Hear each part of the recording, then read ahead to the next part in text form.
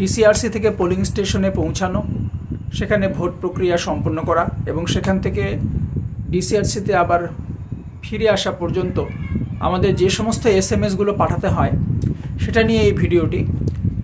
এখন এই এসএমএসগুলো আমরা অ্যাপের মাধ্যমে পাঠাবো নাকি ম্যানুয়ালি টাইপ করে পাঠাবো, এটা একটা প্রশ্ন আমাদের মধ্যে কাজ করে। তো কোনটা বেশি সহজ হবে? দেখুন, ব্যাপারটা হচ্ছে যে এটা ব্যক্তি বিশেষের উপর নির্ভর করছে। কেউ যদি মনে করে যে আমি স্বাভাবিকভাবে ম্যানুয়ালি টাইপ করে এসএমএস করতে বেশি অভ্যস্ত, আমার সেটাই সুবিধা হয়, তাহলে তিনি সেটা করতেই পারেন। আর কারো যদি মনে হয় যে না, আমি অ্যাপ চালাতে পারি বা চালাতে পারবো, এমন যদি মনে হয় তাহলে তিনি সেটা অ্যাপের মাধ্যমে করতে পারেন, কোনো সমস্যা নেই। তবে আমার যেটা ব্যক্তিগত অভিজ্ঞতা সেটা আমি বলবো যে আমিও প্রথমে ভেবেছিলাম যে অ্যাপের মাধ্যমে এসএমএসগুলো সেন্ড করার ক্ষেত্রে হয়তো বিভিন্ন রকম জটিলতার সৃষ্টি হতে পারে, কিন্তু এই ব্যাপারটি একেবারেই ভুল। কারণ এমনিতে ম্যানুয়ালি যখন আপনি এসএমএস করছেন তখন আপনাকে এসএমএস করার জন্য প্রত্যেকটা সিনট্যাক্স কিন্তু টাইপ করতে হচ্ছে, লিখতে হচ্ছে, তারপরে সেই এসএমএসটিকে আপনি সেন্ড করতে পারছেন। এখানে পুরো একটা ড্রাফটিংয়ের বিষয় থাকছে। কিন্তু যখন আপনি WB পোল মনিটরিং অ্যাপ, এই অ্যাপটির মাধ্যমে একবার যখন আপনি এই অ্যাপটি ইনস্টল করবেন, তখন কিন্তু এই অ্যাপটিতে অটোমেটিক্যালি বিভিন্ন ফেজে মেসেজগুলো পরপর যে মেসেজটা, যখন যে মেসেজটা সেন্ড করার প্রয়োজন সেই মেসেজটা কিন্তু ওই অ্যাপে পপ আপ করবে এবং আপনাকে তখন শুধুমাত্র প্রয়োজনীয় যেটা তথ্য বা ডেটা সেটাকে ইনপুট করে আপনি সাবমিট করে দেবেন। এক্ষেত্রে কোনো এসএমএস মানে পাঠানোটা আপনার ভুল হবে না, আপনি কোনো একটা স্টেপকে স্কিপ করতে পারবেন না। প্রত্যেকটা ফেজে যখন যেটা এসএমএস পাঠানোর সেটা কিন্তু অটোমেটিক্যালি অ্যাপে শো করবে, আপনি সেটা পাঠিয়ে দিবেন। তো এই কারণেই অ্যাপের মাধ্যমে যদি আপনি এসএমএসগুলো পাঠান তাহলে কিন্তু ব্যাপারটা অনেক বেশি ইজি হবে। তবে অ্যাপের পাশাপাশি কেউ যদি মনে করেন যে আমি ম্যানুয়ালি পাঠাবো, তাহলে সেটা আপনি চাইলে করতে পারেন, কোনো সমস্যার কিছু নেই। তবে একটা কথা আমি বলে রাখি, দুটো বিষয়ই জানা ভালো। কারণ যারা ধরুন অ্যাপের মাধ্যমে মেসেজ পাঠাবেন, অনেক সময় হয় কি যে অ্যাপটা অনেক সময় কিন্তু ঠিকঠাক কাজ করে না। হতে পারে যে সেদিন বিপুল সংখ্যক মানুষ যারা ভোট প্রক্রিয়ায় যুক্ত, প্রিসাইডিং অফিসার বা ফাস্ট পোলিং, এনারা হয়তো এসএমএস করছেন, এর ফলে হয়তো সেই অ্যাপটা ঠিকমতো কাজ করতে পারে না, একটা অ্যাপে একটা ট্রাফিক এর সৃষ্টি হয়ে যায়। এই কারণে অনেক সময় কিন্তু অ্যাপটা কিছুক্ষণের জন্য কাজ করে না। তো সেক্ষেত্রে আপনাকে কিন্তু ম্যানুয়ালি মেসেজটা করতে হবে, তাহলে দুটোই জানতে হবে। আর কি মেসেজ টাইপ করতে হবে ম্যানুয়ালি টিপে মেসেজ পাঠালে, সেরকম একটি এসএমএসের একটা সিনট্যাক্সের কাগজ আপনি ডিসিআরসিতে বিভিন্ন ম্যাটেরিয়ালসের সঙ্গে পাবেন।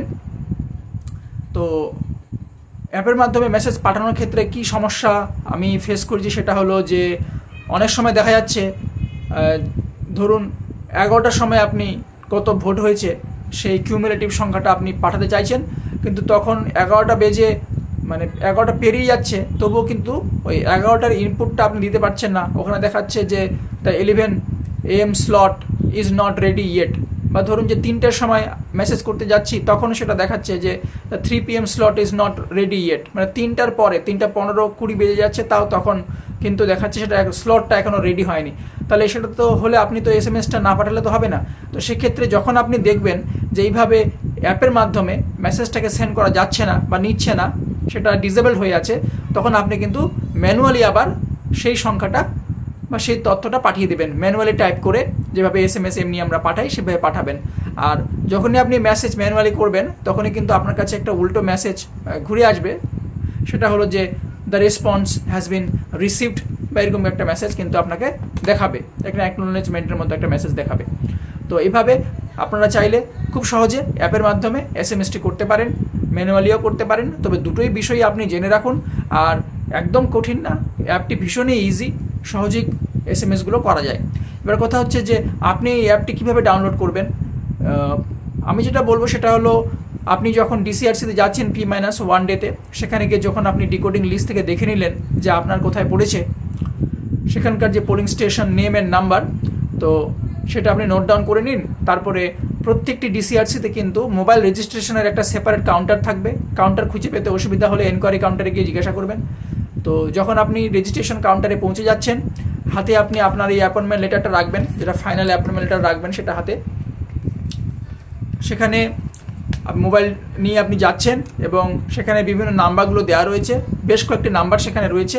সেই নাম্বারগুলোতে যে কোনো একটিতে আপনাকে প্রথম যে মোবাইল রেজিস্ট্রেশনটা করতে হবে, ফার্স্ট মোবাইল রেজিস্ট্রেশনের জন্য কিন্তু প্রথমবার আপনাকে এসএমএসটা ম্যানুয়ালি টাইপ করে পাঠাতে হবে।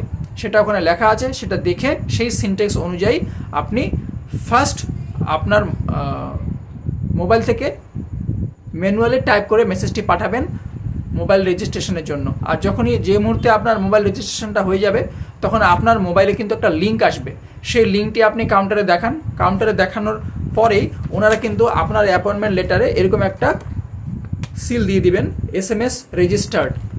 এরপরে যেটা করতে হবে সেটা হলো আপনার মোবাইলে যে লিঙ্কটা আসলো সেই লিঙ্কটাতে আপনি ক্লিক করবেন। সেই লিঙ্কটাতে ক্লিক করলেই ওখান থেকে রিডাইরেক্ট হয়ে আপনি কিন্তু সেই অ্যাপে পৌঁছে যাবেন। সেখান থেকে আপনাকে অ্যাপটা ডাউনলোড করে নিতে হবে। অ্যাপটা ডাউনলোড হয়ে গেলে আপনার রেজিস্টার্ড যেটা মোবাইল নাম্বার, সেখান থেকে ওটিপির জন্য একটা রিকোয়েস্ট পাঠাতে হবে এবং সেই রেজিস্টার্ড মোবাইল নাম্বারে আপনার একটা ওটিপি আসবে। সেই ওটিপিটি যখন আপনি ওই অ্যাপে ইনপুট করবেন তারপরে কিন্তু এই অ্যাপটি একদম সক্রিয় হয়ে যাবে বা অ্যাক্টিভেট হয়ে যাবে।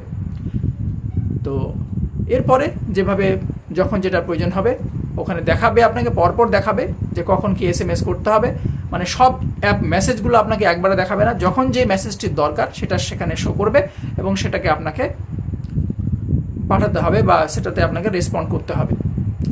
তো এই হচ্ছে বিষয়। আর যখন একবার আপনার অ্যাপয়েন্টমেন্ট লেটারে এই এসএমএস রেজিস্ট্রেশনের এই সিলটি পড়ে গেল, তখন আপনি সেই কাগজটি নিয়ে, মানে আপনার অ্যাপয়েন্টমেন্ট লেটারটি নিয়ে আপনি আপনার পোলিং যারা আরও পার্সোনাল রয়েছেন তাদেরকে নিয়ে আপনি আপনার নির্দিষ্ট কাউন্টারে যাবেন এবং সেখান থেকে কিন্তু আপনি পোলিং ম্যাটেরিয়ালসগুলো সংগ্রহ করবেন। ফার্স্ট পোলিং অফিসার এবং প্রিসাইডিং অফিসার আপনারা দুজনেই এই মোবাইল রেজিস্ট্রেশনটি করে নেবেন। আর অ্যাপ ডাউনলোডের ব্যাপারে যেটা বললাম, আপনারা P-1তে ডিসিআরসিতে গিয়ে সেখান থেকেই আপনারা ডাউনলোড করার চেষ্টা করবেন। আমি এই কথাটি কেন বলছি, কারণ WB পোল মনিটরিং অ্যাপ এটা কিন্তু অলরেডি আমরা দেখতে পাচ্ছি প্লে স্টোরে আছে। কিন্তু আমি কেন এই কথাটি বলছি, কারণ আমার ধারণা যে এই অ্যাপটিতে যেহেতু বিগত ওই ফেজে একটু সমস্যা হতে পারে, তারা হয়তো আরও এটাকে আপডেট করেছেন। তাই আপনারা যদি রেজিস্ট্রেশনের সময় যে লিঙ্কটা আসবে সেটা দিয়ে যদি এই অ্যাপটি ডাউনলোড করেন তাহলে একটা আপডেটেড ভার্সন হয়তো পেতে পারেন। সেজন্য সেই কাজটি আপনি ওখানেই করলেই বোধহয় ভালো হয় বলে আমি মনে করছি। আর আরও যদি আপনাদের কোনো প্রশ্ন থাকে আপনারা জিজ্ঞাসা করবেন। ভিডিওটি সবার সঙ্গে বেশি বেশি করে শেয়ার করবেন যেন সবার সুবিধা হয়। Thank you so much, thanks for watching.